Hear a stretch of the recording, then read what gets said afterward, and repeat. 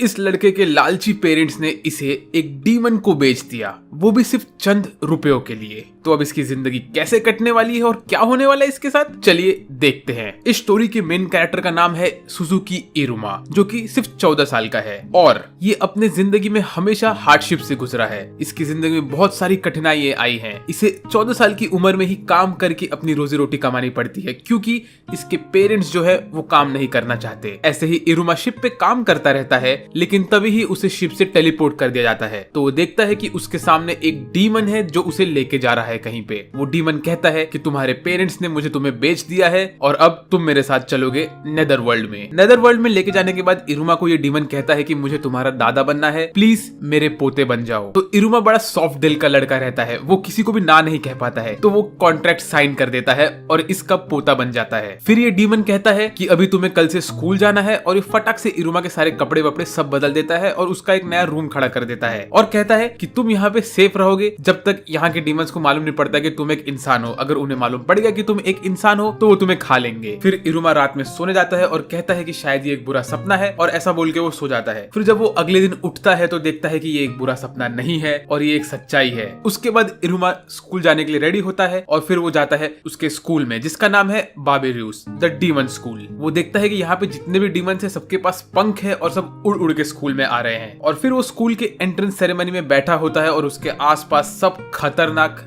Demons होते हैं जो आपस में बात करते रहते हैं कि हमें किसी लजीज चीज की खुशबू आ रही है। ये सुन के वो डर जाता है एकदम से। इरुमा कोशिश करता है कि वो लोगों में घुल मिल जाए और वो कभी भी मतलब किसी के सामने ना आए, पर उसकी ये सोच एक सोच ही रह जाती है, क्योंकि उसे मालूम पड़ता है कि उसके स्कूल के जो प्रिंसिपल है वो उसके दादाजी ही है। और उसके दादाजी स्टेज पे आके सबको कहते हैं कि ये है मेरा पोता इरुमा, तुम लोग को मैं सबको इसकी फोटो दे देता हूँ। फिर स्कूल के सेरेमनी में एक प्रथा होती है कि वहाँ का सबसे टॉप स्टूडेंट आके स्पीच देगा, तो वो होता है आस्मोडियस। पर एंड मोमेंट पे वो लोग का स्क्रिप्ट चेंज कर देते हैं और कहते हैं कि इरुमा स्पीच देगा। तो इरुमा स्पीच देने जाता है पर उसे कुछ सोचता ही नहीं क्या देना है। तो उसके सामने एक चिट्ठी रहती है जो उसके दादाजी ने लिखी होती है, उसमें एक स्पेल लिखा होता है। तो वो स्पेल पढ़ने लगता है और वो स्पेल पढ़ने के बाद सब लोग हैरान हो जाते हैं इरुमा को और कहते हैं कि तुमने एक फॉरबिडन स्पेल पढ़ा है जिसे पढ़ना बिल्कुल भी अलाउड नहीं है स्कूल में। अगर ये स्पेल काम करेगा तो तुम पूरे दिन के लिए गिरोगे नहीं। और फिर इसके बाद आस्मोडियस इरुमा को चैलेंज करता है कि तुम्हारे वजह से मेरा स्पॉटलाइट चला गया, स्पीच देने का काम मेरा था लेकिन तुमने मेरा स्पॉटलाइट छीन लिया और अब तुम्हें लड़ना होगा मुझसे। तो आस्मोडियस धड़ाधड़ इरुमा के ऊपर हमला करता है, फायर बॉल्स फेंकता है, पर इरुमा सबको डॉज कर लेता है। तो यहाँ पे हमें ये मालूम पड़ता है कि इरुमा इन सबको इस वजह से डॉज कर पाता है क्योंकि बचपन से ही उसके पेरेंट्स ने उसको छोड़ दिया रहता है कि भाई तू जा, तेरी जिंदगी जी। तो उस वजह से इरुमा का डॉजिंग स्किल्स एकदम परफेक्ट हो गया होता है और आस्मोडियस लगभग 20 मिनट तक इरुमा के ऊपर हमला करता रहता है। फिर वो गुस्से में आके कहता है कि तुम तो मेरे हर अटैक को डॉज कर रहे हो। तो वो चार्ज करता है इरुमा के पास और तभी इरुमा उसे पकड़ के जर्मन सुप्लेक्स दे देता है। वो भी गलती से देता है, असल में इरुमा का पैर स्लिप होता है यहाँ पे, लेकिन उसने वो स्पेल पढ़ा होता है जिसकी वजह से वो पूरा दिन गिर नहीं सकता। फिर उसके बाद आस्मोडियस कहता है कि यहाँ की प्रथा है कि जो भी आदमी एक दूसरे डीमन से हारता है तो उसे उसका गुलाम बन के रहना पड़ता है। तो इरुमा, आज से मैं तुम्हारा गुलाम हूँ, तुम्हारा एक सबऑर्डिनेट। और इसी के साथ पहले ही दिन पे इरुमा ने एक गुलाम अक्वायर कर लिया है। फिर अगले दिन इरुमा का प्रॉपर पहला दिन होता है स्कूल का, जिसमें उनका ओरिएंटेशन नहीं होता है पर उनकी क्लास होती है। तो जैसे ही इरुमा स्कूल पहुंचता है तो वो देखता है कि आस्मोडियस उसके लिए 6 घंटे से इंतजार करता होता है स्कूल में। और फिर आस्मोडियस इरुमा को समझाता है कि आज के दिन उनका फेमिलियर समनिंग रिचुअल होने वाला है, जिसमें वो लोग खुद के लिए एक फेमिलियर को समन करेंगे। अब फेमिलियर क्या होता है, वो कोई भी जानवर, ड्रैगन, कोई भी टाइप का मिथिकल बीस्ट हो सकता है जो तुम्हारे साथ रहेगा पूरा टाइम। और आस्मोडियस कहता है तुम्हारे फेमिलियर समनिंग के ऊपर तुम्हें रैंक मिलेगा और इस दुनिया में आगे बढ़ने के लिए, एक बेटर डीमन बनने के लिए तुम्हें हमेशा रैंक अप करते रहना पड़ेगा। फिर उनका समनिंग रिचुअल शुरू होता है और कालेगो टीचर आके वहां पे उनसे कहता है कि तुम्हें इस समनिंग पैक्ट को यूज करना पड़ेगा जो कि मेरा ब्रांड से बना हुआ है, ताकि मुझे मालूम पड़े कि तुम लोग सही से समन कर रहे हो कि नहीं। तो हर बच्चा धीरे धीरे करके एक एक फेमिलियर को समन करने लगता है। आस्मोडियस समन करता है एक गॉर्गन स्नेक को, जो कि एक हाई लेवल का समन माना जाता है। उसे देख के काले को कहता है कि ये बहुत सही समनिंग है। उसके बाद आती है इरुमा की बारी। अब समन करने का काम है डीमंस का। एक डीमन एक फेमिलियर को समन कर सकता है, ये तो नॉर्मल सी बात है, लेकिन जब एक इंसान समन करने जाता है तो क्या होता है? वेल, इरुमा जैसे ही वो समनिंग पैक्ट यूज करता है समन करने के लिए, उसके पास एक फेमिलियर समन नहीं होता है बल्कि कालेगो टीचर समन हो जाता है। क्यों? क्योंकि इरुमा ने कालेगो के ब्रांडिंग वाले समनिंग पेपर को यूज किया था। उस वजह से अब कालेगो इरुमा का एक फेमिलियर बन चुका है। वेल, जैसे ही कालेगो पूरी तरह से समन हो जाता है तो वो एक छोटा सा चिड़िया टाइप में कन्वर्ट हो जाता है। फिर इसके बाद कालेगो और इरुमा दोनों ही प्रिंसिपल के पास जाते हैं और उनसे कहते हैं कि प्लीज इस समनिंग रिचुअल को कैंसिल कराइए। तो प्रिंसिपल कहता है कि ये नहीं हो सकता, कम से कम 1 साल तक तो नहीं हो पाएगा, और अगर फेमिलियर ने अपने मालिक पे हमला करने की कोशिश की या उसकी बात नहीं मानी तो फेमिलियर के ऊपर पनिशमेंट खुद ही चढ़ जाती है। और तो और अगर तुमने जानबूझ के ये रिचुअल को तोड़ने की कोशिश की तो तुम दोनों ही मर जाओगे। और फिर ये बात भी स्कूल के न्यूज़पेपर में पब्लिश हो जाती है कि इरुमा ने कालेगो सेंसे को एज अ फेमिलियर समन किया है। और इसके पहले ही दिन पे इरुमा ने आस्मोडियस को जर्मन सुप्लेक्स मारा होता है, वो भी छप गया होता है न्यूज़पेपर में। वेल, इसके बाद इरुमा मिलता है एक ग्रीन बाल वाली लड़की से जिसका नाम होता है क्लारा। फिर क्लारा इरुमा से बात करने लगती है और खुद का इंट्रोडक्शन देने लगती है। तभी एक टीचर आते हैं और वो इरुमा, आस्मोडियस और क्लारा इन तीनों को रस्सी बांध के बाहर फेंक देते हैं। फिर क्लारा इरुमा को बोलती है प्लीज प्लीज प्लीज मेरे साथ खेलो, और प्लीज सुन के इरुमा पिघल जाता है और वो क्लारा के साथ खेलने लगता है। यहाँ तक कि आस्मोडियस को भी खेलना पड़ता है क्लारा के साथ। 3 सीनियर लोग आते हैं क्लारा के पास और कहते हैं क्लारा हमें भूख लगी है, हमें प्यास लगी है, हमें कुछ दो। तो क्लारा अपने जेब पे हाथ मारती है और उसके जेब से चीजें निकलने लगती है खाने की, और वो उन तीनों को दे देती है और वो तीनों लेके निकल लेते हैं वहां से। फिर कुछ समय बाद वो लोग आते हैं और क्लारा से और चीजें लेते हैं।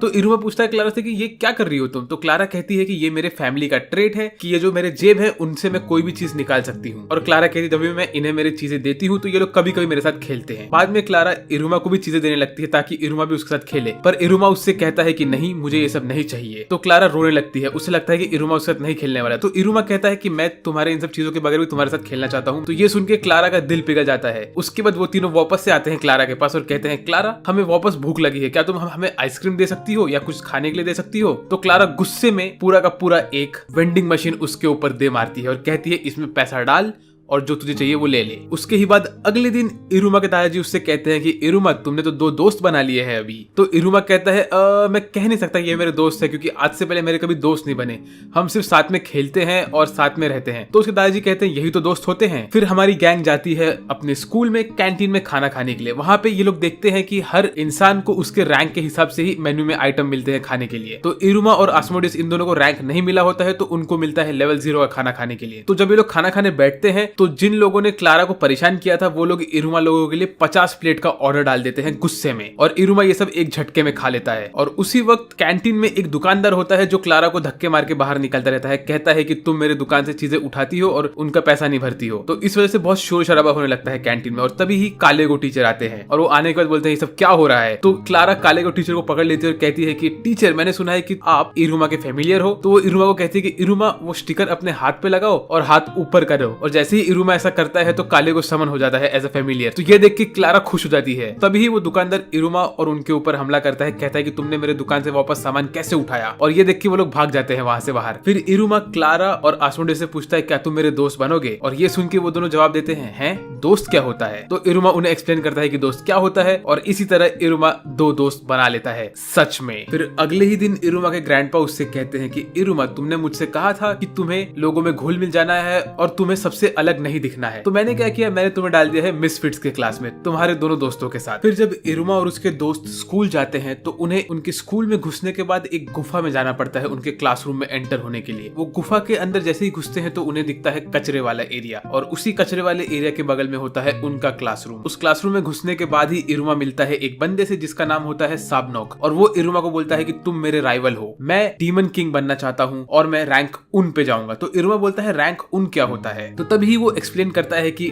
डीमन वर्ल्ड में 10 रैंक होते हैं, 1 से लेके 10 तक। 10 को बोलते हैं उन, जो कि टॉप रैंक होता है, और जो बंदे को रैंक उन मिलता है वही बंदा डीमन किंग बनता है। तो वो रैंक तो मुझे मिलने वाला है। ऐसे वो लोग बात करते ही रहते हैं कि तभी ही उनके क्लास टीचर की एंट्री होती है जो कि होता है कालेगो टीचर। और कालेगो टीचर आके बोलता है कि अभी तुम्हारा फाइनल एग्जाम होने वाला है, जो कि है तुम्हें ये पूरा वैली को कंप्लीट करना है, यहाँ से लेके वहां तक एंड पॉइंट तक पहुंचना है। वहां तक पहुंचने के 2 रास्ते हैं, एक है जो कि बड़ा आसान रास्ता है लेकिन बहुत लंबा है, और एक है जो कि छोटा रास्ता है लेकिन खतरों से भरा हुआ है। वो कहते हैं कि तुम्हारा रैंक डिटरमाइन होगा तुम्हारे फेमिलियर समनिंग के रिजल्ट्स को लेके और इस रेस के रिजल्ट्स को लेके। तभी साबनोक बोलता है कि मैं तो छोटा वाला रास्ता लूंगा क्योंकि एक डीमन किंग को वही रास्ता लेना चाहिए, और इस वक्त तो डीमन किंग की कुर्सी खाली भी है, तो मैं फटाक से रैंक अप करूंगा और डीमन किंग बन जाऊंगा। फिर कालेगो बोलता है कि वो रास्ता मत लो क्योंकि वो रास्ता बंद है फिलहाल के लिए, क्योंकि वो एरिया का जो गार्डियन है वो इस वक्त बहुत गुस्से में है। ऐसा बोल के वो रेस स्टार्ट कर देता है। सारे डीमन अपने पंख निकाल के उड़ने लगते हैं और इरुमा खाई में गिरने लगता है। सारे के सारे डीमन धीरे धीरे रेस में आगे आगे बढ़ते रहते हैं, लेकिन इरुमा को एक कौवे ने पकड़ के रखा होता है। उसके बाद वो कौवा उड़ते उड़ते डर जाता है और इरुमा को गार्डियन के नेस्ट में गिरा देता है। पर इस वक्त गार्डियन लड़ता होता है साबनॉक से। फिर इरुमा देखता है कि गार्डियन के नेस्ट में जो उनका बच्चा होता है उसके पैर में चोट लगी होती है, तो इरुमा उसके पैर की चोट ठीक कर जाता है और उसी में इरुमा के हाथ से एक खून का बूंद टपक के वो गार्डियन के बच्चे के पैर के चोट में गिर जाता है और उस वजह से उसकी चोट ठीक हो जाती है। तो इरुमा कहता है लगता है कि इंसानों का खून यहाँ पे डीमंस के बॉडी को ठीक कर सकता है। फिर इसके बाद वो गार्डियन का बच्चा इरुमा को अपने पीठ पे बैठाता है और उसको उड़ा के लेके चला जाता है कहीं पे, और उसी वक्त साबनॉक से लड़ रहा होता है गार्डियन और साबनॉक कहता है लगता है मैं तो डीमन किंग बनने के पहले ही खत्म हो जाऊंगा भाई। साबनॉक ने ऑलमोस्ट हार मान ली होती है गार्डियन के अगेंस्ट, पर वो बोलता है नहीं, मैं एक डीमन किंग बनना चाहता हूँ तो मैं हार नहीं मान सकता। तो वो अपना ब्लड लाइन मैजिक यूज करता है, जो कि होता है कि वो कोई भी चीज चबा रहा होगा तो वो उस चीज के मटेरियल से एक वेपन बना सकता है। तो वो धड़ाधड़ वेपन्स बनाता है और गार्डियन के ऊपर हमला करता है, पर सारे हमले नाकामयाब होते हैं उसके। तो गार्डियन उसके ऊपर फाइनल हमला करने ही वाला होता है कि तभी इरुमा आता है और रोक देता है सब कुछ। तो जो गार्डियन का बच्चा होता है वो गार्डियन से बात करता है, कहता है कि इन लोगों ने मेरी जान बचाई है। तो गार्डियन और गार्डियन का बच्चा दोनों ही बाव करते हैं इरुमा के सामने और फिर सारे बच्चे धीरे धीरे करके रेस कंप्लीट करते हैं। पहले रैंक पे आता है आस्मोडियस और दूसरे रैंक पे आती है क्लारा, क्योंकि वो आस्मोडियस के पीठ पे बैठी होती है पूरा टाइम। फिर ऐसे बहुत टाइम बीत जाता है लेकिन इरुमा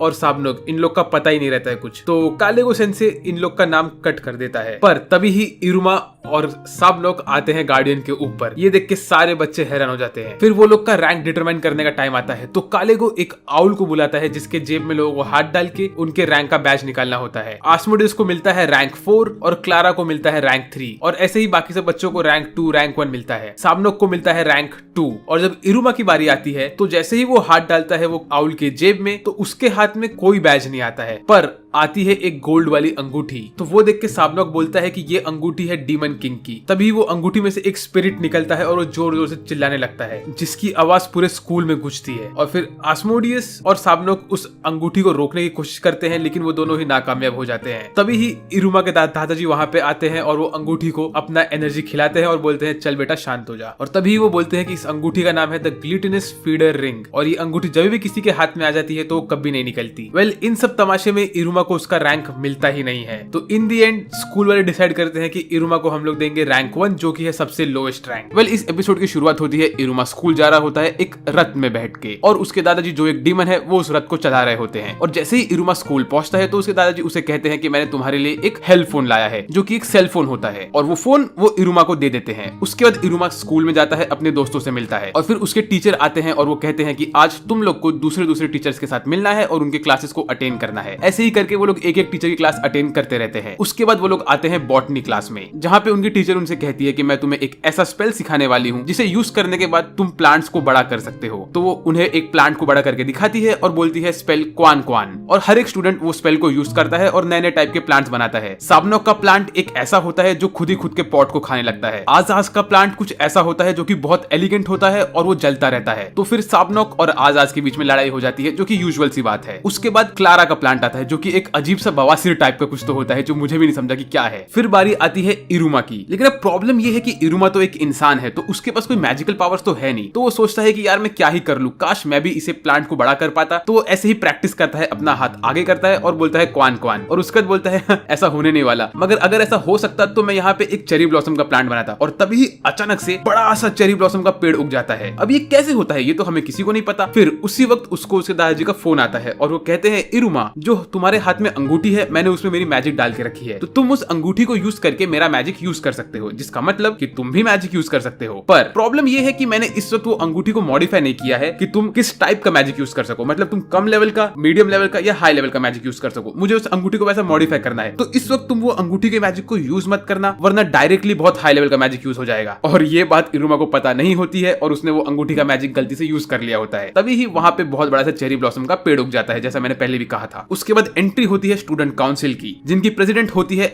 आमेरी, जो कि बहुत पावरफुल होती है, और उसका गोल ये होता है कि उसे स्कूल में शांति रखनी है। वेल, वो सोचती रहती है कि इरुमा शायद से एक इंसान है, क्योंकि जब इरुमा ने वो चेरी ब्लॉसम का पेड़ उगाया होता है तो वो कहती है ये तो एक स्ट्रेंज पेड़ है जो कि सिर्फ इंसानों की दुनिया में होता है। आमेरी अपने केबिन में जाती है और वहां पे वो उसका एक सीक्रेट डोर खोलती है उसके बुक शेल्फ के पीछे, और वहां पे बोलती है ये मेरे फैमिली का सीक्रेट रेलिक है, जो कि असल में होता है ह्यूमन के वर्ल्ड का मांगा, और उस मांगा का टाइटल होता है फर्स्ट लव मेमोरीज। आमेरी ये मांगा पढ़ नहीं पाती है, लेकिन वो उसके पिक्चर्स को देख के इमेजिन करती है चीजों को, कैसे वो लड़का होता है वो लड़की से ठोकर खाता है, उसके बाद वो लड़की की हेल्प करता है है और लड़की को प्यार हो जाता है उससे। ये सब पिक्चर्स देख के आमिरी बहुत खुश होती है। तो इससे तो ये क्लियर है कि आमिरी को मांगा बहुत पसंद है, स्पेशली रोमांस मांगा। और हमारा मेन कैरेक्टर इरुमा उस वक्त साफ सफाई में हेल्प करता रहता है टीचर्स की। वो यही सब करता रहता है और वो आगे बढ़ता है अपने काम से। और यहाँ पे आमिरी भी कुछ काम से आगे बढ़ती रहती है, लेकिन इस वक्त वो मांगा कैरी करती रहती है अपने पास। और तभी ही इन दोनों की ठोकर हो जाती है और इरुमा अपना हाथ बढ़ाता है आमिरी को हेल्प करने के लिए। और आमिरी को स्ट्राइक होता है कि ये तो सब सेम वैसा मांगा के जैसा हो रहा है, क्या ये लड़का मुझे अपने प्यार में फंसाने की कोशिश कर रहा है, ये वो सोचने लगती है। इस वक्त आमिरी को भी पता नहीं रहता है कि इरुमा कौन है और इरुमा को भी पता नहीं रहता है कि आमिरी कौन है। उसके बाद आमिरी कोशिश करती है कि वो इरुमा से दूर जाए, वो कोशिश करती है कि इरुमा के प्यार में न फंसे। और इरुमा को लगता है कि आमिरी को शायद पता चल गया है कि इरुमा एक इंसान है, क्योंकि वो मांगा उठा लेता है आमिरी का और वो पढ़ने लगता है। तो आमिरी कहती है, अरे तुम ये कैसे पढ़ सकते हो? इरुमा कहता है, ये तो मैं बहुत टाइम से पढ़ रहा हूँ, इनफैक्ट मैंने इस मांगा पे काम भी किया है। उसके बाद आमिरी इरुमा का हाथ पकड़ती है और वो उसको खींच के लेके जाती है अपने केबिन में। और वो इरुमा से कहती है कि इरुमा चलो तुम ये मांगा मुझे पढ़ के बताओ, मुझे ये मांगा बहुत इंटरेस्टिंग लग रहा है। तो इरुमा वो मांगा पढ़ता रहता है और आमिरी को बताता रहता है कि मांगा में क्या क्या होता है। तो आमिरी इरुमा से पूछती है कि ये डेट क्या होता है। तो इरुमा उसे समझाता है, डेट वो होता है जब दो लोग जो एक दूसरे से प्यार करते हैं एक साथ कहीं घूमने जाते हैं और टाइम स्पेंड करते हैं। तो आमिरी बोलती है, अच्छा ठीक है। इरुमा ऐसे ही पढ़ते पढ़ते फर्स्ट वॉल्यूम कंप्लीट कर देता है और तब वो देखता है कि रात हो रहा है। तो उसके बाद इरुमा अपने घर जाने के लिए रेडी होता है। तो आमिरी उसका फोन लेके उसमें अपना नंबर सेव कर देती है। फिर अगले दिन जब इरुमा स्कूल जा रहा होता है तो ओपेरा उससे पूछता है, इरुमा क्या तुम वापस से इंसान की दुनिया में जाना चाहते हो? तो इरुमा वापस सोचने लगता है कि मेरी जिंदगी इंसान की दुनिया में कैसी थी और यहाँ पे कैसी है। तो ओपेरा उससे कहता है, तुम अगर चाहो तो तुम इंसान की दुनिया में वापस जा सकते हो, पर उसके लिए तुम्हें तुम्हारा रैंकिंग बढ़ाना पड़ेगा। एक हाई रैंकिंग डीमन के लिए डीमन वर्ल्ड के गेट खोल देते हैं कि ताकि वो ह्यूमन के वर्ल्ड में जा सके। तो इससे हमें ये भी समझ गया कि जो इरुमा के दादाजी है वो एक हाई रैंकिंग के डीमन है, क्योंकि वो ह्यूमन वर्ल्ड में जाके इरुमा को वापस लेके आए थे। और फिर इरुमा अपने स्कूल में दोस्तों के साथ लंच करता होता है तो उसे आमिरी का टेक्स्ट आता है कि इरुमा मेरे केबिन में आ जाओ। आमिरी ने असल में इरुमा को बुलाया होता है वापस से एक मांगा वॉल्यूम रीड करने के लिए। तो ये देख के आजाज और क्लारा दोनों ही बहुत गुस्सा हो जाते हैं, कहते हैं कि इरुमा पिछले 2-3 दिनों से हमें छोड़ के कहीं चले जाते हैं। तो वो इरुमा का पीछा करते हैं जानने के लिए कि क्या हो रहा है। तो वो देखते हैं कि इरुमा असल में आमिरी से मिलता है। तो आजाज कहता है, अरे इरुमा प्रेसिडेंट से क्यों मिल रहा है? क्या इरुमा का प्लान है पूरे स्कूल को कॉन्कर करना? और वो स्टार्ट कर रहे हैं स्कूल काउंसिल के साथ। इरुमा सामा आप बहुत ग्रेट हो, ऐसा वो कहता है। आमिरी भी अपने काउंसिल के लोगों को कह के आई होती है कि वो असल में जा रही है एक डेट पे और कोई भी उसका पीछा ना करे, लेकिन उसे काउंसिल किसी भी मेंबर को समझता नहीं कि डेट क्या होता है।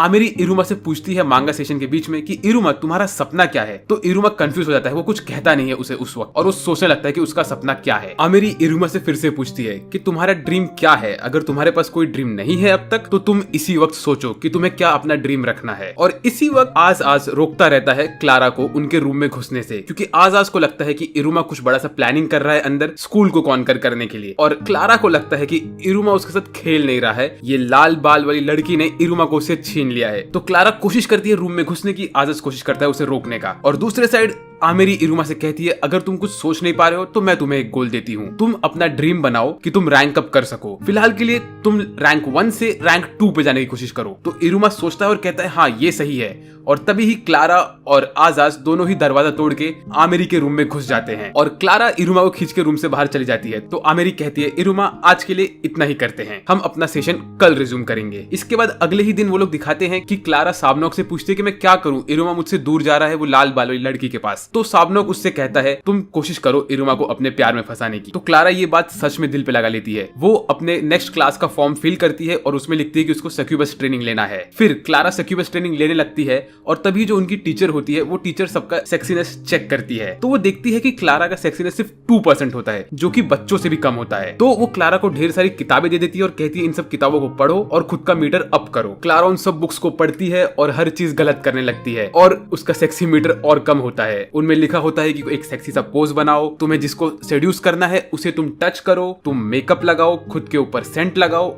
और उनको अट्रैक्ट करो अपने पास। फिर क्लारा देखती है कि वो जो भी कर रही है उसका सबका कुछ असर पड़ ही नहीं रहा है, तो वो उदास होकर अपने घर जाती है। तो उसके घर वाले उसे चेयर अप करते हैं। फिर अगले दिन वो वापस से ट्राई करती है हर एक चीज करने का, पर वो गलती से इरुमा के जगह पे कालेगो सेंसे के ऊपर हमला कर देती है। फिर क्लारा हताश होकर अपनी टीचर के पास वापस जाती है और उनसे कहती है कुछ हो नहीं रहा है। तो उसकी टीचर कहती है कि मेरे पास एक सीक्रेट वेपन है, अगर तुमने ये वाले परफ्यूम को फेरामोन को यूज किया तो तुम्हें जिसे सेड्यूस करना है वो 100% तुम्हारे जाल में फंस जाएगा। तो क्लारा कहती है नहीं मैं ये नहीं यूज करना चाहती। ऐसा कह के वो जाके जाके गार्डन में उदास होकर बैठ जाती है। तो इरुमा जाता है उसके पास और कहता है अरे एक लड़की को यहाँ पे अकेले नहीं बैठना चाहिए। तो क्लारा सुनती है कि इरुमा उसे एक लड़की समझता है। ये सुन के वो बहुत खुश हो जाती है और वो इरुमा से कहती है इरुमा एक दिन मैं तुम्हें मेरे प्यार में जरूर फंसा दूंगी। ऐसा कह के वो खुशी खुशी वहां से चली जाती है। और फिर उनकी टीचर देखती है तो क्लारा का परसेंटेज 2% से 10% पे पहुंच गया होता है। वो कहती है अरे ये क्या मैजिक हो गया। और फिर रात को सोने से पहले इरुमा सोचता है क्या मैं रैंक अप कर भी पाऊंगा, मैं तो एक इंसान हूँ। उसे आमिरी की बातें याद आती है कि आमिरी ने उसे कहा होता है कि तुम रैंक अप करो और तुम मेरे साथ आके खड़े हो जाओ। तो फिर अगले ही दिन इरुमा अपने दोस्तों को जो कि है आजाज और क्लारा को उनको कहता है कि उसे रैंक अप करना है। ये सुन के आजाज बहुत खुश हो जाता है। वो कहता है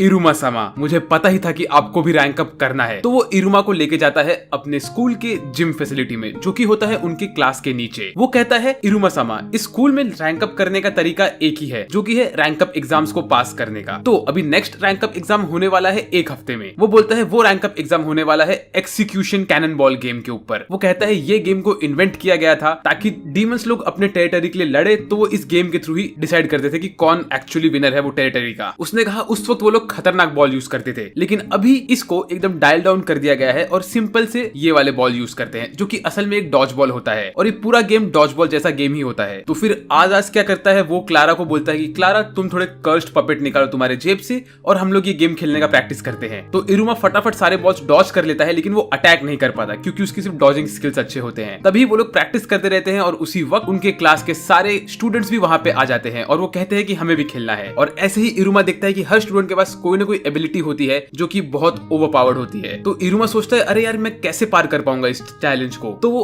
आजाद से बात करता है। तो आजाद उसे बोलता है अगर आपको रैंक अप करना ही है तो हम किसी हायर रैंकिंग डीमन से बात करते हैं और हमारे सबसे आसपास में हायर रैंकिंग डीमन जो है वो है तुम्हारे दादाजी। तो इरुमा जाता है अपने दादाजी से बात करता है। तो उसके दादाजी उसे प्रैक्टिस करने के लिए घर पे लेके चलते हैं। वहां पे वो उससे कहते हैं कि तुम जब भी बॉल को लो और मारो तो तुम ये स्पेल पढ़ना। तो इरुमा जब वो स्पेल पढ़ता है तो उसके हाथ से एक ड्रैगन निकलता है और वो पूरा बॉल को लेके पत्थरों को तोड़ के आगे बढ़ जाता है। तो इरुमा कहता है कि ग्रैंडपा मुझे स्पेल नहीं यूज करना है, मुझे अपने ताकत से रैंक अप करना है। ये सुन के उसे ग्रैंडपा बहुत खुश हो जाते हैं। कहते हैं इरुमा अगर तुम्हें खुद से प्रैक्टिस करना है तो मैं तुम्हारे लिए एक नया टीचर लेके आता हूँ। और उसके दादाजी लेके आते हैं ओपरा को। तो ओपरा इरुमा की ट्रेनिंग स्टार्ट करता है। वो इरुमा से कहता है कि इरुमा तुम्हारी डॉजिंग स्किल्स तो बहुत अच्छी है लेकिन तुम्हारा अटैकिंग स्किल्स बिल्कुल भी अच्छा नहीं है। तो सबसे पहले तुम ट्राई करो बॉल को पकड़ने के लिए। ऐसे ही वो लोग हफ्ते भर प्रैक्टिस करते रहते हैं। इरुमा के पूरे हाथ छिल जाते हैं लेकिन वो एंड में एक बार बॉल को पकड़ ही लेता है। फिर ऐसे ही प्रैक्टिस करते करते वो पूरा एक हफ्ता खत्म हो जाता है और तब बारी आती है एक्सिक्यूशन कैनन बॉल गेम के दिन की। इरुमा थोड़ा नर्वस रहता है नाश्ता करते हुए। तो ओपेरा उससे कहता है कि अगर तुम्हें डर लगे, जितना भी डर लगे, तो तुम उसे अपने अंदर भर लो और उसे एक्साइटमेंट की तरह यूज करके आगे बढ़ो। ये चीज अगर तुम नोट कर लोगे तो तुम्हें आसानी पड़ेगी। तो इरुमा इसे नोट कर लेता है। उसके बाद वो जाता है अपने स्कूल और वहां पे उनका प्रमोशन एग्जाम स्टार्ट होता है जहां पे कालेगो सेंसे उन्हें रूल्स बताते हैं जो कि नॉर्मल डॉज बॉल के रूल्स होते हैं लेकिन एक रूल एक्स्ट्रा होता है जो होता है कि तुम मैजिक बिल्कुल नहीं यूज कर सकते हो। तुम सिर्फ मैजिक यूज कर सकते हो बॉल के ऊपर और बॉल के अलावा तुमने कहीं भी मैजिक यूज किया तो वो अलाउड नहीं है। उसके बाद कालेगो सेंसे सब स्टूडेंट्स को टीम में डिवाइड करते हैं। इरुमा और क्लारा तो एक टीम में आ जाते हैं लेकिन आस्मोडियस उनके अपोजिट टीम में आता है। तो आस्मोडियस सोचता है कि मुझे इरुमा सामा की हेल्प करनी पड़ेगी लेकिन मैं दूसरे टीम में हूँ तो मैं कैसे हेल्प करूंगा उनकी। इसी सोच में वो पड़ जाता है पूरे गेम में। तो फिर गेम शुरू होता है।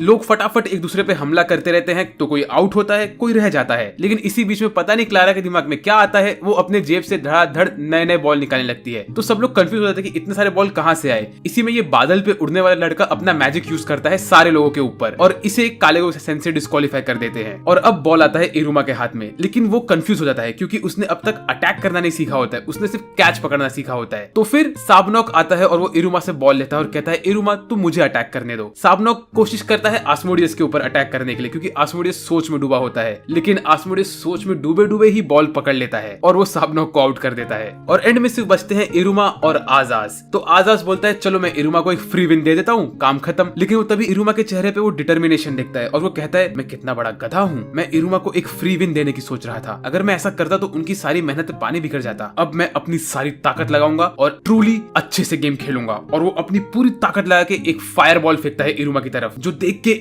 इरुमा डरता नहीं है क्योंकि उसे ओपरा की बात याद आती है। तो वो अपने डर को एक्साइटमेंट में कन्वर्ट करता है और भाग भाग के जाता है आगे बॉल पकड़ने के लिए, और वो आस्मोडेस का बॉल पकड़ लेता है। लेकिन वो बॉल में इतनी एनर्जी होती है कि इरुमा कंट्रोल नहीं कर पाता है खुद को। तो वो क्या करता है, वो सोचता है कि मैं इस बॉल की एनर्जी को ही यूज करके इसे डिफ्लेक्ट करके आस्मोडेस के ऊपर फेंक देता हूँ, और वो वैसा ही करता है और वो बॉल उड़ के जाता है, आस्मोडेस के कंधे पे लगता है और निकल लेता है, और इसी में आस्मोडेस आउट हो जाता है, मतलब इरुमा जीत जाता है। तो फिर इरुमा के टीचर कालेगो सेंसे वहां पे आते हैं और कहते हैं, इरुमा, अगर आस्मोडेस ने तुम्हें ऐसे ही जीतने दिया होता तो मैं तुम्हारा रैंक अप नहीं करता, लेकिन मैंने देखा कि आस्मोडेस ने अपना 100% यूज किया और तुमने भी तुम्हारा 100% यूज किया है, तो इसीलिए ये लो तुम्हारा रैंक अप हो गया है। तो इरुमा रैंक 1 से रैंक 2 पे पहुंच जाता है। उसे यकीन ही नहीं होता है कि उसका रैंक अप हो गया, और उसी वक्त वहां पे आमेरी और बाकी सब भी आ जाते हैं, स्टूडेंट काउंसिल के लोग, और आमेरी इरुमा के पास आके कहती है, शाबाश इरुमा, इस फीलिंग को तुम हमेशा याद रखना। और फिर इरुमा अपने घर जाता है और अपने ग्रैंडपा को बताता है कि ग्रैंडपा, मेरा लेवल अप हो गया, अब मैं रैंक 2 हूँ। तो ये देख के उसके ग्रैंडपा बहुत खुश हो जाते हैं और कहते हैं, इरुमा तुमने बहुत अच्छा काम किया है। तो इरुमा उस वक्त ओपेरा को थैंक्स बोलता है। तो ये सुन के उसके ग्रैंडपा गुस्सा होते हैं कि तुमने मुझे थैंक्स क्यों नहीं बोला, मैंने भी तुम्हारा हेल्प किया था। फिर उसके ग्रैंडपा बोलते हैं, अरे देखा जाए तो मैंने तुम्हारा हेल्प किया ही नहीं। जैसा कि पिछले एपिसोड में हमने देखा था कि इरुमा का रैंक अप हो जाता है। उसके बाद नए दिन पे इरुमा वापिस से आमेरी को मांगा पढ़ के बताता रहता है कि मांगा में क्या हो रहा है। तो आमेरी बहुत इंटरेस्ट लेती रहती है इस मांगा में। वो पूछती है इरुमा से कि आगे क्या हो रहा है, आगे क्या हो रहा है, और इरुमा उसको बताते रहता है कि क्या हो रहा है क्या नहीं हो रहा है। उसके बाद उनके स्कूल की घंटी बजती है, तो वो लोग अपने अपने क्लास को अटेंड करने के लिए निकल जाते हैं। और फिर इरुमा देखता है कि उसके क्लास में एक नया टीचर आया होता है जो बिल्कुल क्लारा के जैसे दिखता है, और ये टीचर का नाम होता है रॉबिन सेंसे। ये टीचर बोलता है कि आज मैं तुम्हारा क्लास लूंगा जिसमें तुम्हें अपने फैमिलियर के साथ बॉन्डिंग करनी है। तो फिर वो क्लास शुरू करता है और आस्मोडियस सबसे पहले अपने फैमिलियर को समन करता है जो कि होता है गॉर्गन स्नेक। फिर उसको देख के साबनॉक भी अपने फैमिलियर को समन करता है जो कि होता है एक कैल्पी, और वापस से रोज की तरह आस्मोडियस और साबनॉक इनके बीच में लड़ाई शुरू हो जाती है कि किसका फैमिलियर ज्यादा अच्छा है। उसके बाद क्लारा अपने फैमिलियर को समन करती है जो कि होता है एक मिस्टिकल बीस्ट जो कि बहुत रेयर होता है। तो फिर रॉबिन बोलता है, अरे क्लारा, तुमने इसे आखिर कैसे टेम कर लिया, ये तुम्हारे ऑर्डर्स कैसे मानता है। लेकिन तब रॉबिन देखता है कि असल में क्लारा ने टेम नहीं किया होता है इसे, इसने क्लारा को टेम किया होता है। वो एक बॉल फेंकता है और क्लारा जाके बॉल लेके आती है। वो क्लारा को बोलता है, क्लारा जाओ मेरे लिए तुम एक बन लेके आओ। तो क्लारा उसके लिए एक बन लेके आती है। तो क्लारा लिटरली अपने फैमिलियर की बातें सुनती रहती है जो कि उल्टा ही हो जाता है। उसके बाद बारी आती है इरुमा की, और हम सबको पता है कि इरुमा का फैमिलियर कौन है, वो है कालेगो सेंसे। वेल, इरुमा स्टार्टिंग में अपने फैमिलियर को समन नहीं करता होता है, लेकिन रॉबिन सेंसे उसको फोर्स करते हैं। तो जब वो समन करता है तो रॉबिन देख के हैरान हो जाता है कि इरुमा का जो फैमिलियर है वो इतना फ्लफी क्यों है, क्योंकि इस वक्त रॉबिन को पता ही नहीं होता है कि इरुमा का फैमिलियर कालेगो सेंसे है। वेल, कालेगो सेंसे स्टार्टिंग में गुस्सा होता है इरुमा पे, पर बोलता है कि तुमने मुझे आखिर समन कर लिया है, तो अब इस क्लास में तुम्हें अपने फुल मार्क्स लाने पड़ेंगे, उसके लिए तुम्हें हर एक चीज करना पड़ेगा। तो फिर रॉबिन सेंसे सबसे पहला काम देते हैं, वो होता है फ्रिस्बी को फेंको और अपने समन को बोलो लेके आए। तो इरुमा फ्रिस्बी फेंकता है और कालेगो सेंसे गुस्से में जाके वो फ्रिस्बी को लेके आते हैं। उसके बाद रॉबिन बोलता है, चलो अभी नेक्स्ट होगा, डांस करना है तुम्हें अपने फैमिलियर के साथ, तुम्हें उसके साथ भागना है, ये करना है, वो करना है। कालेगो को ये सब देख के बहुत गुस्सा आता है, लेकिन वो हर एक चीज कर देता है इरुमा के साथ अच्छे स्कोर पाने के लिए। फिर तभी ही आस्मोडियस और साबनॉक इन दोनों के फैमिलियर के बीच में झगड़ा होने लगता है। तो कालेगो गुस्से में जाता है, दोनों के फैमिलियर को एक एक टपली मारता है और दोनों को बैठा देता है नीचे। उसके बाद अगले सीन में इरुमा और उसके दोस्त लंच कर रहे होते हैं कैफेटेरिया में। तो इरुमा बोलता है कि आज कैफेटेरिया इतना खाली क्यों है। तो आस्मोडियस बोलता है कि आज होने वाला है बैटलर्स का रूकी हंट। तो इरुमा पूछता है बैटलर क्या होता है। तो आस्मोडियस बोलता है बैटलर ऐसा होता है जहां पे अपर क्लासमैन आते हैं और अपने जो नए नए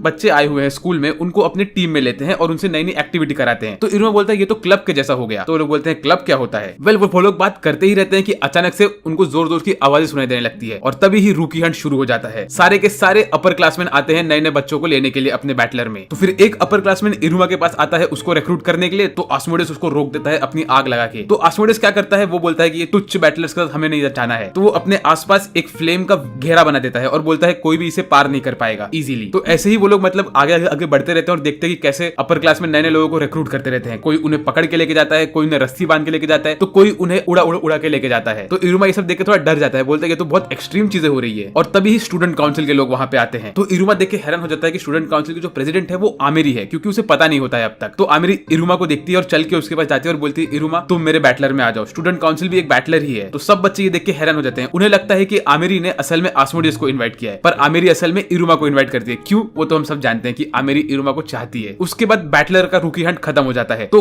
कालेगो आता है उनके क्लास में और कहता है अब तुम्हारे पास 3 दिन है, तुम सारे बैटलर्स को देख सकते हो और डिसाइड कर सकते हो कि तुम्हें कौन सा बैटलर ज्वाइन करना है। तो हमारी गैंग निकल लेती है स्कूल में एक एक बैटलर को देखने के लिए। वो लोग हर टाइप के बैटलर को देखते हैं, जैसे हो गया खाना बनाने वाला बैटलर, लाइब्रेरी का बैटलर, डीमन किंग का बैटलर, ऐसे बहुत सारे बैटलर्स देखते हैं वो लोग। तो वो देखते हैं कि साबनॉक जो है वो डीमन किंग वाले बैटलर में जाता है। उसे लगता है यहाँ पे उसे फिजिकल ट्रेनिंग मिलेगा डीमन किंग बनने का, बट यहाँ पे उल्टा ही होता है। ये बैटलर में लोग असल में कोशिश करते हैं डीमन किंग के बारे में पढ़ने की और नए नए चीजें समझने की उसके बारे में। तो साबनॉक देख के थोड़ा हैरान हो जाता है, लेकिन वो खुश हो जाता है। वो कहता है इधर तो बहुत सारा नॉलेज है डीमन किंग को लेके, तो ये सही है मेरे लिए। उसके बाद इरुमा डिसाइड नहीं कर पाता कि उसे कौन कौन सा बैटलर ज्वाइन करना है, और तभी उसकी जो हाथ में अंगूठी होती है वो अंगूठी उसे खींच के लेके जाती है कहीं और, तो वो उड़ उड़ के जाता है और एक बंदे से टकरा जाता है। वो देखता है कि ये जो बंदा है ये भी सेम उसके जैसा ही होता है, थोड़ा ढक्कन टाइप का। तो वो कहता है अरे तुम्हारे हाथ में तो ग्लिटनस फीडर रिंग है, इसने तुम्हें इसीलिए मेरे पास खींचा क्योंकि मेरे गले में जो पेंडेंट है वो भी सेम मेटल से बना हुआ है। वो बंदा बोलता है कि मैं तुम्हारा अपर क्लासमैन हूँ और मेरा भी एक बैटलर है जहाँ पे मैं मैजिक बनाता हूँ, ताकि जो डीमंस के पास मैजिक की पावर कम है वो लोग इस बैटलर को यूज कर सके और खुद के मैजिक को इवॉल्व कर सके। उसके बाद इरुमा रात में घर पहुंचता है और उसके जो दादाजी होते हैं वो इरुमा का अंगूठी को लेते हैं और बोलते हैं इरुमा मैं इसको थोड़ा मॉडिफाई करने वाला हूँ। तो वो उसके अंगूठी को मॉडिफाई कर देते हैं और उसमें 3 लेवल भर देते हैं। लेवल 1 होता है डेविल वाला लेवल, उसके बाद होता है डीमन वाला लेवल, और उसके बाद होता है एक्सट्रीम लेवल। फिर आता है चौथा लेवल, जो लेवल उसके दादाजी बोलते हैं कि इसको यूज मत करना जब तक तुम इमरजेंसी में ना हो, ये पूरे रिंग की सारी मैजिक एक साथ यूज कर देगा। पहले लेवल का मैजिक बहुत कम होता है, दूसरे का मीडियम होता है और तीसरे का एक्सट्रीम होता है। उसके बाद अगले दिन इरुमा वापस से सब बैटलर्स को ढूंढता रहता है और वो जाता है एक्सिक्यूशन कैनन बॉल वाले बैटलर में, और वहां पे वो उसके रिंग का फर्स्ट लेवल यूज करके बॉल को फेंकता है। तो वहां के लोग बोलते हैं अरे तुम्हारी पावर इतनी कम कैसे हो गई। उसके बाद इरुमा हॉलवे में चलता रहता है उसके दोस्तों के साथ, और तभी उसको आमिर का मैसेज आता है कि इरुमा तुम स्टूडेंट काउंसिल कब आ रहे हो। तो वो कहता है बस थोड़े टाइम में आ रहा हूँ, और तभी वो एक एक्सप्लोजन सुनता है उसके बगल वाले रूम से। तो वो देखता है यहाँ पे वही बंदा होता है जो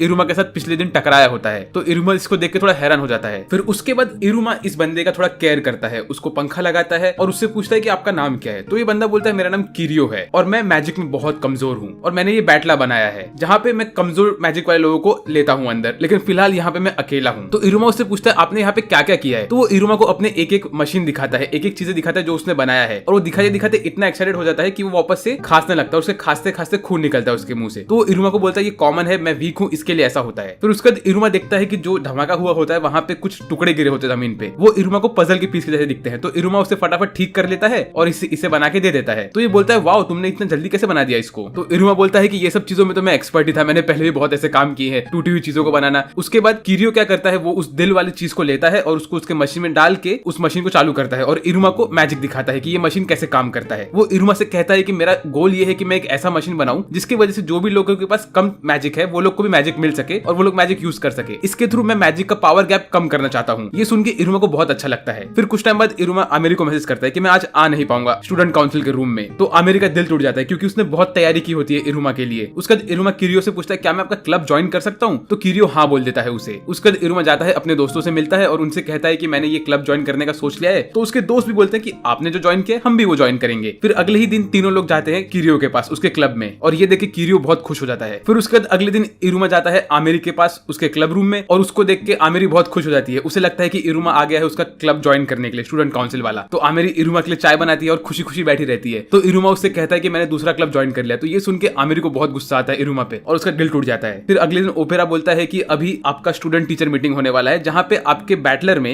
आपके पेरेंट्स आएंगे देखने के लिए कि आपका बैटलर कैसा होता है, उसे कहते हैं बैटलर पार्टी। पर उसी वक्त कुछ इंपॉर्टेंट सी चीज होती रहती है डीमन वर्ल्ड में, जो होता है द 13th डिनर। यहाँ पे क्या होता है, यहाँ पे जो 13 सबसे इंपॉर्टेंट डीमन है पूरे ये डीमन वर्ल्ड के, वो लोग बैठते हैं काउंसिल आके और वो लोग बात करते रहते हैं कि अगला डीमन किंग कौन बनना चाहिए, क्योंकि डीमन किंग की कुर्सी खाली है। तो उसके लिए 3 टॉप कंटेंडर्स होते हैं। उसमें से एक होता है सालिवान जो होता है इरुमा का ग्रैंडपा। तो जो 3 टॉप कंटेंडर्स होते हैं वो लोग एक ऊपर वाले फ्लोर पे बैठे होते हैं, फ्लोर नंबर 666 पे। वो लोग बात करते हैं कि किसका ग्रैंड चाइल्ड बहुत ज्यादा क्यूट है। तो फिर तभी सालिवान बोलता है कि देखो मेरे पास भी एक ग्रैंड चाइल्ड है। तो वो देख के बाकी दोनों शॉक हो जाते हैं कि तुम्हारा ग्रैंड चाइल्ड कैसा है, तुम्हारी तो शादी भी नहीं हुई है। लेकिन वो बोलते हैं कि तुम्हारा ग्रैंड चाइल्ड बहुत क्यूट है सालिवान। उसके बाद वो दोनों डिसाइड करते हैं कि वो लोग सालिवान को डीमन किंग बनना चाहते हैं। लेकिन सालिवान बोलता है कि मैं अभी डीमन किंग बनना नहीं चाहता हूँ क्योंकि मैं बहुत खुश हूँ मेरे ग्रैंड चाइल्ड के साथ। तो फिलहाल के लिए मैं सिर्फ चेयर डीमन बन के रहना चाहता हूँ। उसके बाद सालिवान मिलता है आमिर के पापा से। आमिर के पापा बोलते हैं कि सालिवान जी हमें आपको अरेस्ट करना पड़ेगा, क्योंकि आमिर के पापा पुलिस वाले होते हैं। वो कहते हैं कि हमें कंप्लेंट मिला है कि आप इलीगली ह्यूमन वर्ल्ड में गए थे, और वो लोग सालिवान को लेके चले जाते हैं पुलिस स्टेशन और वहां पे उसे पकड़ के रख लेते हैं। पर वहां भी सालिवान के मजे रहते हैं, उसे कोई पकड़ के बंद नहीं करता है, लेकिन उसे बोल के रखते हैं कि आप ये छोड़ नहीं सकते हो पुलिस स्टेशन जब तक हम कार्रवाई कर रहे हैं। इस वक्त हमें पता नहीं है कि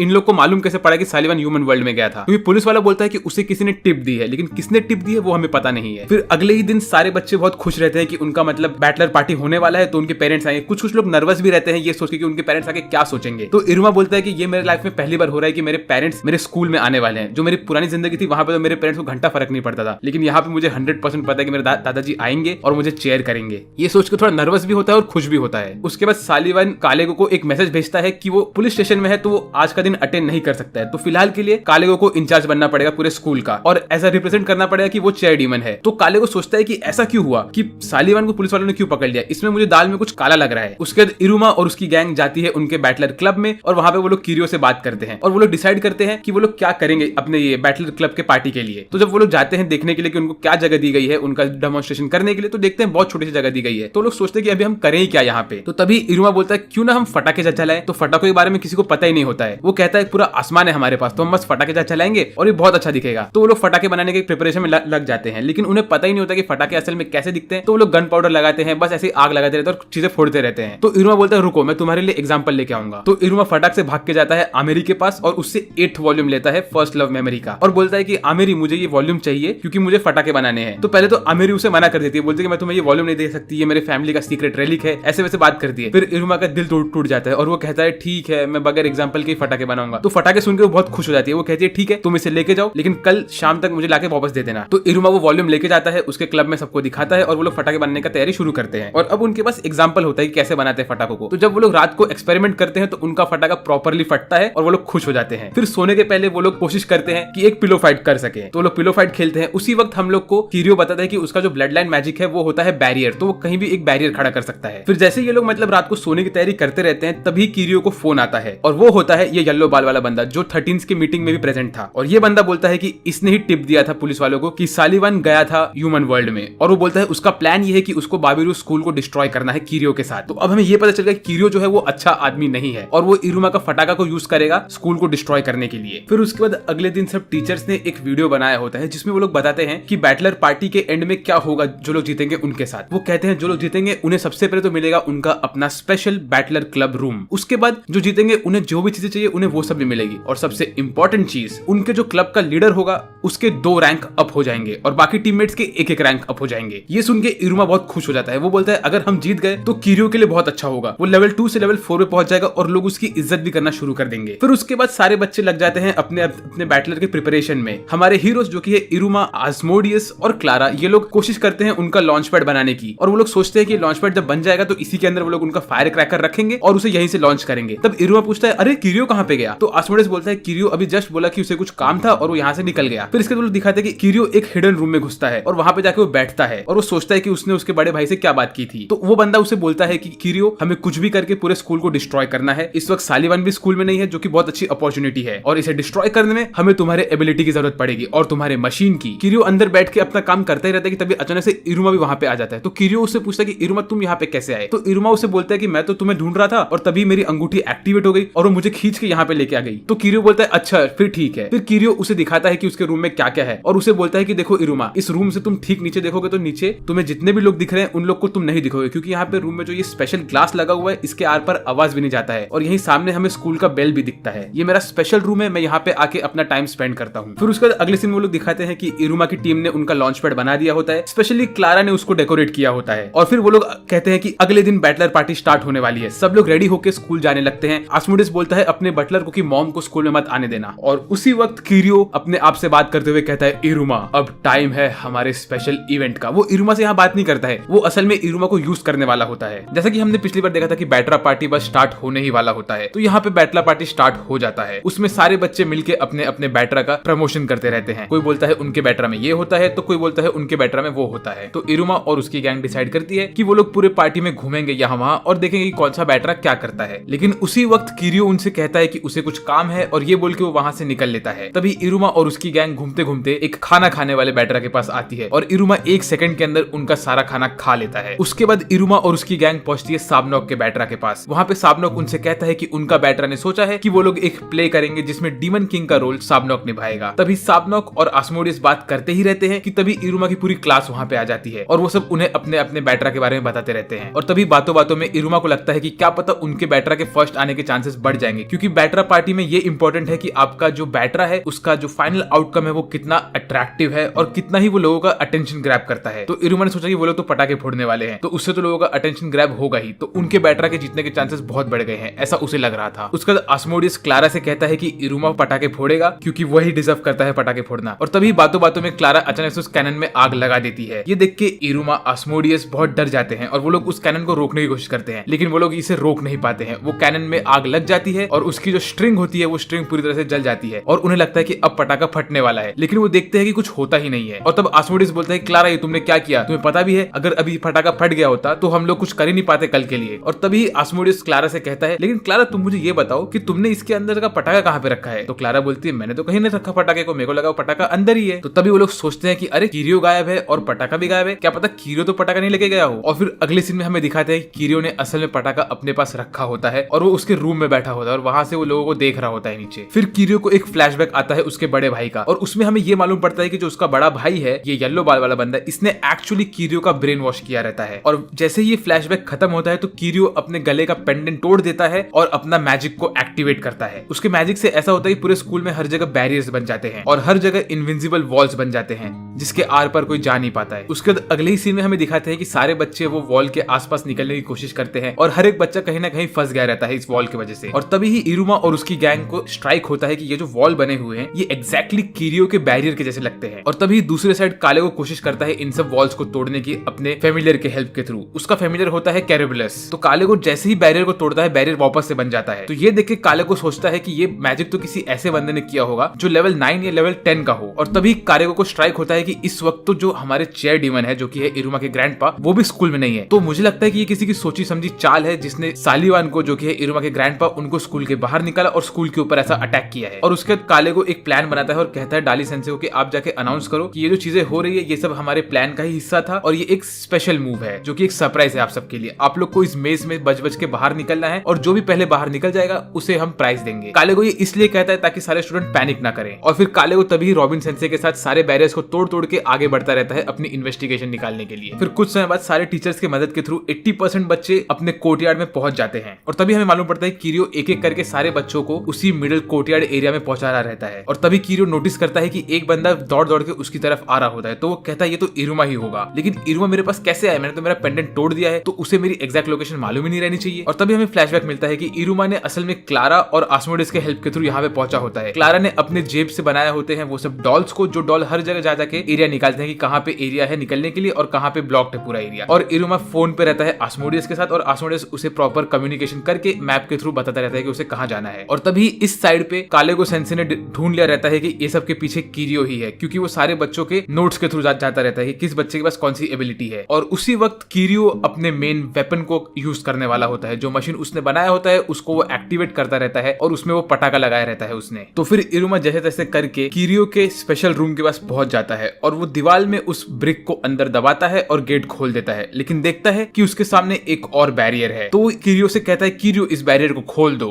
तो किरियो वो बैरियर को खोल देता है और इरुमा उसके रूम में घुस जाता है। उसके बाद इरुमा किरियो से पूछता है कि तुम यहाँ क्या कर रहे हो और ये सब क्या हो रहा है। तो किरियो इरुमा को अपने सारे प्लान बताता है। वो कहता है कि मैं स्कूल को डिस्ट्रॉय करने वाला हूँ और इसीलिए मैं चाहता था कि सारे बच्चे कोर्टयार्ड में आ जाएं। किरियो फिर अपनी बैक स्टोरी बताता है इरुमा को। वो कहता है कि वो एक ऐसी फैमिली को बिलोंग करता है जिसके पास मैजिकल पावर कूट के भरा होता है। फिर वो कहता है लेकिन मैं ही एक अकेला ऐसा रह गया था जिसके अंदर बिल्कुल भी मैजिकल पावर्स नहीं थी, तो मेरी फैमिली ने मेरा बहिष्कार कर दिया था। वो लोगों ने मुझे एक बोर्डिंग स्कूल में भेज दिया था जहाँ पे मुझे हर एक बच्चा बुली करता था, पर वहाँ पे मुझे एक लड़की मिली जो मेरी अच्छी दोस्त बन गई थी और वो भी ऐसी ही थी मेरी तरह, जिसके पास मैजिकल पावर्स बहुत कम थे और उसके पास एक स्पेशल रिबन था उसका जो उसने मुझे दे दिया था। और ऐसे ही एक दिन हम लोग एक दूसरे से बात कर रहे थे कि कुछ लोग आके हमें परेशान करने लगे और उनमें से एक लड़के ने उसका रिबन लेके पानी में फेंक दिया था और मैंने कोशिश की उस रिबन को बचाने की, लेकिन मेरा मैजिक पावर कम होने के कारण मैं उसे बचा नहीं सका। और जब उसका रिबन पानी में गिर के चला गया तब मैंने उसका चेहरा देखा और उसका चेहरा पूरी तरह से टूट चुका था, वो रो रही थी और ये देख के मुझे किसी तरह से बहुत अच्छा लगने लगा। और तभी मैंने ठान लिया कि मुझे मेरी जिंदगी में यही चाहिए, लोगों को दुख देना है और उनका हेल्पलेस चेहरा देखना है, क्योंकि ये मुझे किक देता है। फिर उसके बाद किरियो इरुमा से कहने लगा कैसे उसने ये बैटरा ज्वाइन किया था और यहाँ पे वो उसके बड़े भाई से मिला, जिससे उससे अपनी बातें बताई। तो उसके बड़े भाई ने कहा कि तुम तो एक प्योर डीमन हो, तुम्हें लोगों के दुख में मजा मिलता है। तो फिर उसके बड़े भाई मतलब ये येलो बाल वाले बंदे ने उससे कहा कि तुम ये जूस पियो और अब तुम हम में से एक बन जाओगे। और फिर किरियो इरुमा से कहता है कि मैं चाहता हूँ कि तुम भी डिस्पेयर में आ जाओ, तुम्हें भी दुख मिले और तुम्हारे सारे दोस्तों को भी दुख मिले आज, और इसीलिए मैं ये फटाका यहाँ पे फोड़ने वाला हूँ। वेल ये सब सुन के इरुमा बिल्कुल भी दुखी नहीं हुआ, वो चुपचाप से खड़ा हुआ, उसने 2-3 डब्बे रखे और जाके ऊपर से वो फटाका निकाल लिया वहां से, और उसने किरियो से कहा कि तुम मुझे दुख नहीं दे सकते। और ये सब देख के किरियो खुद शॉक होगा कि भाई ये क्या हो रहा है। और तभी इरुमा वो फटाका लेके गया खिड़की के पास और कहा उसने कि मैं ये फटाका यहाँ से बाहर फेंकने वाला हूँ। तो किरियो इरुमा से कहने लगा तुम ऐसा कर नहीं सकते, ये फटाका इस बैरियर से बाहर नहीं निकल सकता, इस बैरियर को सिर्फ सालीवान तोड़ सकता है। और फिर इरुमा ने अपना रिंग को लेवल 3 पे रखा और उसने ड्रैगन को अनलीश किया वो फटाके के साथ, लेकिन देखा कि अरे इसका पावर तो कम है। तो इरुमा ने आखिर फाइनली उसका फाइनल मोड को एक्टिवेट किया और उसने पूरी की पूरी ताकत एक साथ यूज कर दी, और पूरी ताकत एक साथ यूज करने की वजह से बैरियर टूट गया और इरुमा का फटाका वो ड्रैगन के साथ बाहर जाके फट गया। वेल यहाँ पे सब लोग खुश हो गए, सब लोग फायरवर्क्स देख लिया और सब लोग कह रहे थे कि वाह इरुमा तुमने बहुत सही काम किया किया है, लेकिन तभी ही उन लोगों ने इस साइड इफेक्ट के बारे में सोचा ही नहीं था। फटाका फटने की वजह से ऊपर से मीटियोर्स जैसे पत्थर गिरने लगे थे नीचे। वेल तभी हमें मालूम पड़ता है कि रॉबिन सेंसे और कालेगो सेंसे दोनों ही बगल वाले बिल्डिंग के ऊपर खड़े हुए रहते हैं, और उसमें से रॉबिन सेंसे के पास एक ऐसी एबिलिटी होती है कि वो एक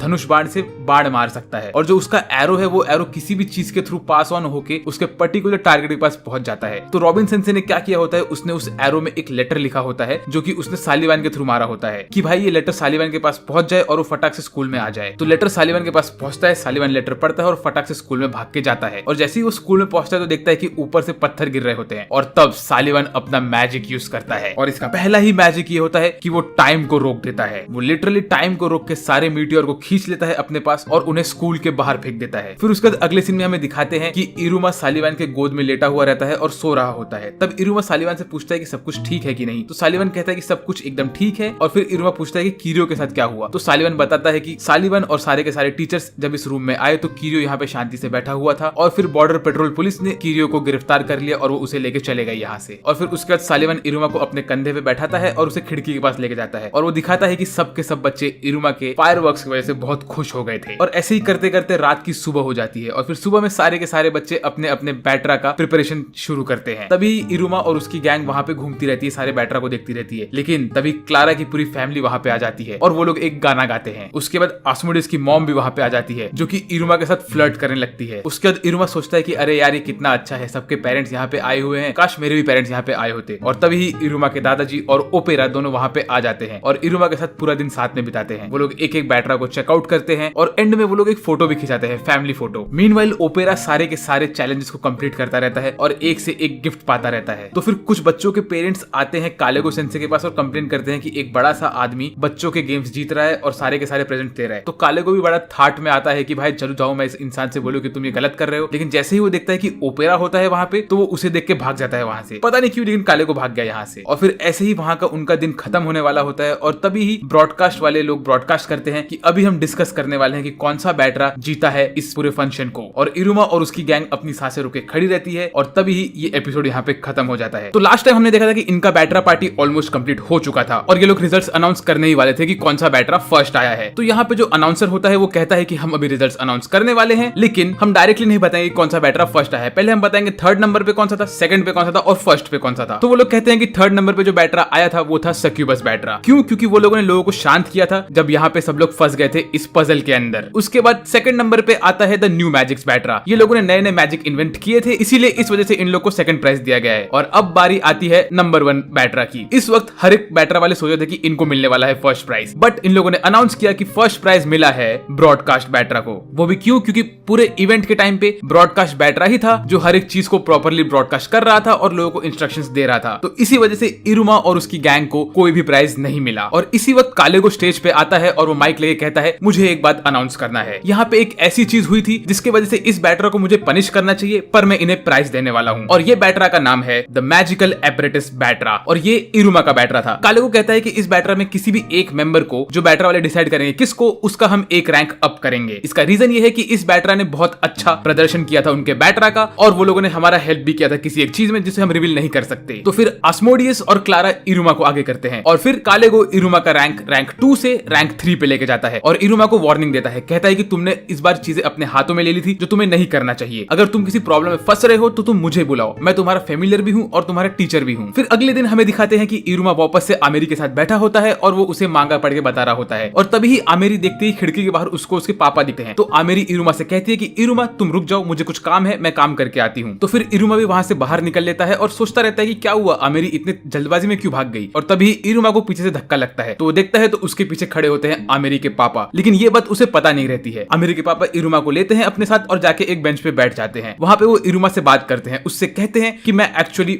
बॉर्डर पेट्रोल का पुलिस ऑफिसर हूँ। तो वो कहते हैं कि मेरा काम ये है कि अगर कोई भी इंसान डीमन वर्ल्ड में आता है तो मैं उसे यहाँ पे पकड़ लेता हूँ। तो ये सुनकर तो इरुमा थोड़ा डर जाता है। इरुमा उनसे पूछता है कि आप उन्हें पकड़ने के बाद क्या करते हो। तो वो कहते हैं कि मैं उसे पका के खा लेता हूँ। फिर वो हंस के कहते हैं कि मैं तो मजाक कर रहा था। उसके बाद वो कहते हैं कि अगर कोई इंसान यहाँ पे गलती से आ जाए तो मैं उसकी हेल्प करता हूँ और उसे वापस से ह्यूमन वर्ल्ड में भेज देता हूँ, और उसको ह्यूमन वर्ल्ड में भेजने के साथ ही साथ मैं उसकी यहाँ की सारी मेमोरीज भी इरेज कर देता हूँ। तो अगर तुम्हें लगे कि यहाँ पे कोई ऐसा इंसान आ गया है जिसके बारे में तुम्हें पता हो तो तुम मुझे बता देना। ऐसे मतलब वो इनडायरेक्टली इरुमा से पूछताछ करते हैं कि क्या इरुमा असल में इंसान है कि डीमन है। उसी वक्त आमेरी भी उनके पीछे आ जाती है और वो आके इरुमा को इंट्रोड्यूस करवाती है उसके पापा से। तो आमिर के पापा आमिर से पूछते कि तुम इसे कैसे जानती हो। तो आमिर थोड़ी सी नर्वस हो जाती है, वो सोचती कि अगर मैंने अपने पापा को मांगा के बारे में बताया तो वो मुझे पकड़ लेंगे। तो वो झूठ झूठ में कह देती है कि हम बस प्यार भरी बातें करते हैं और उसी के बारे में बातें करते रहते हैं अकेले में। ये सुन के आमिर के पापा को लगता है कि इरुमा उनकी बेटी को सेट कर रहा है और वो उस वक्त एकदम गुस्से में आ जाते हैं। फिर आमिर धीरे धीरे करके उसके पापा को वहां से बाजू में लेके जाती है। फिर अगले दिन क्लास में आस्मोडियस और क्लारा हर जगह न्यूज़पेपर चिपका रहे होते हैं जिसके ऊपर इरुमा का रैंक अप का न्यूज लिखा रहता है। और तभी ही इरुमा के सामने आके उसके क्लासमेट्स कहते हैं, इरुमा क्या तुम्हें डेमिडॉल्स के बारे में पता है? तो इरुमा बोलता है डेमिडॉल्स क्या होते हैं? तो वो लोग एक्सप्लेन करते हैं कि इस दुनिया में जब भी कोई भी डीमन अपना संतुलन खो रहा होता है और वो उसके इविल साइकिल के पास जा रहा होता है तो वो लोग ऐसी ऐसी चीजें करते हैं जिससे उनका संतुलन वापस से उनके पास आता है। और तब वो लोग यूज करते हैं डेमिडॉल्स को, जो कि उनको शांत करवाती है। और कुरुमु नाम की डेमिडॉल है जिसका अभी हाल ही में एक इवेंट होने वाला है हमारे स्कूल के पास में, वो इन सब में सबसे टॉप पे है, ऐसा उसके सब क्लासमेट्स उसे बताते रहते हैं। उस वक्त अगली सीन में लोग हमें दिखाते हैं कि डेमिडॉल कुरुमु अपने कॉन्सर्ट की प्रैक्टिस करती रहती है और वो अपने ड्रेसिंग रूम में जाती है। वहां पे वो जैसे ही उसका विग हटाती है तो हमें मालूम पड़ता है कि ये एक बुड्ढी है। पर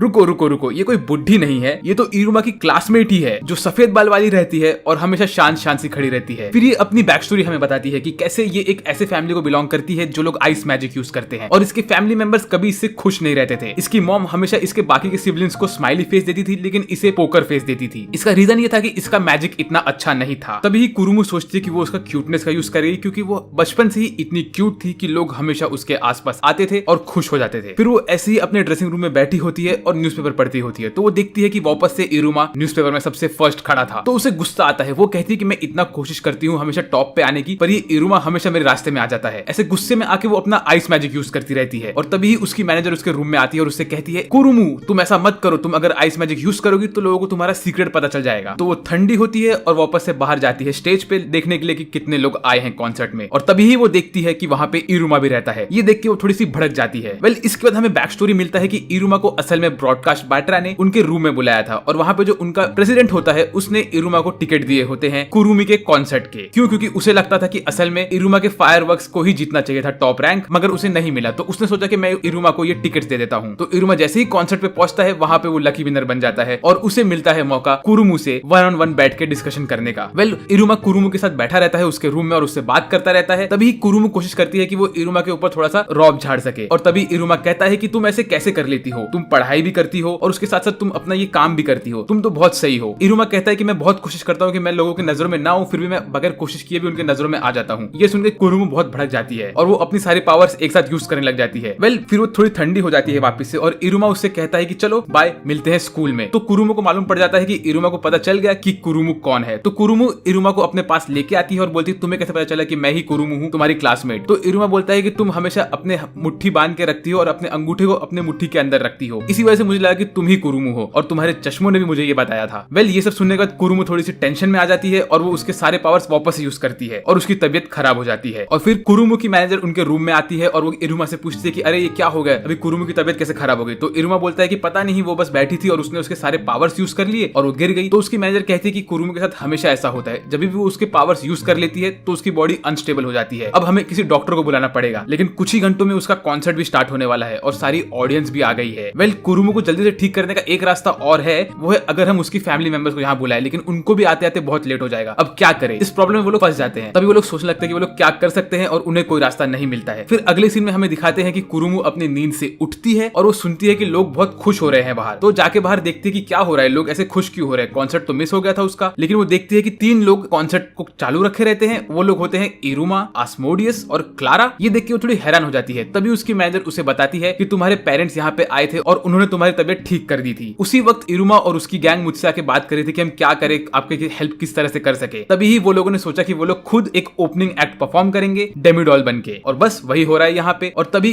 कुरुमु देखती है कि सारे ऑडियंस को भी ये सब बहुत पसंद आ गया था। तो कुरुमु भी ये सब देख के बहुत ज्यादा एक्साइटेड हो जाती है और वो जाती है इरुमा को ज्वाइन कर लेती है इस इवेंट में। और तभी इरुमा और कुरुमु दोनों साथ में मिलकर इवेंट को कंटिन्यू करते हैं। उसके बाद जब कुरुमु बैक स्टेज जाती है तो फिर उसकी मैनेजर वहां पे आती है और कुरुमु को एक पेपर देती है जो उसके पेरेंट्स ने उसे दिया होता है, और इसमें पहली बार वो लोगों ने स्माइली फेस बना के दिया होता है कुरुमु को। ये देख के वो बहुत खुश हो जाती है। मीनवाइल उसकी मैनेजर जाके इरुमा से भी कहती है कि असल में कुरुमु की फैमिली यहाँ पे आई थी और वो लोग बहुत खुश है और प्राउड है कुरुमु से। फिर इरुमा वहां से जाने के पहले कुरुमु का ऑटोग्राफ ले लेता है और अगले दिन जब वो लोग स्कूल में जाते हैं तो इरुमा और कुरुमु इन दोनों में दोस्ती भी हो जाती है। वेल उसके बाद अगले दिन इरुमा और उसकी गैंग वापस से स्कूल जाती रहती है। तभी आस्मोडियस और क्लारा दोनों रेस लगाते हैं कि कौन स्कूल की तरफ पहले पहुंचेगा, और इस रेस में दोनों तेज तेज भागे जाते हैं, लेकिन हमें पता ही नहीं चलता कि कौन जीता ये रेस। उसके बाद स्कूल में बैठे बैठे ये लोग बस क्लास अटेंड करते रहते हैं। तभी पीछे जो हमारे बॉयज होते हैं वो लोग असल में थोड़ा बातें करते रहते हैं। तभी उनकी टीचर उन्हें फ्रॉग में कन्वर्ट कर देती है। ऐसे ही इरुमा का दिन नॉर्मली चलता रहता है। वो वापस शाम के टाइम पे आमिरी को मांगा पढ़ के बताता रहता है और ऐसे ही वो खुश रहता है पूरे दिन। फिर वो अपने घर जाके सो जाता है और तभी वो रियलाइज करता है कि अरे ये क्या हो रहा है, मैं तो डीमन वर्ल्ड में पूरी तरह से घुल मिल गया हूँ, क्या ये सही चीज है? ये सोच के वो थोड़ा टेंशन में आ जाता है। फिर अगले दिन वो ऐसे ही टेंशन में अपने दोस्तों के साथ चलता रहता है। तभी क्लारा और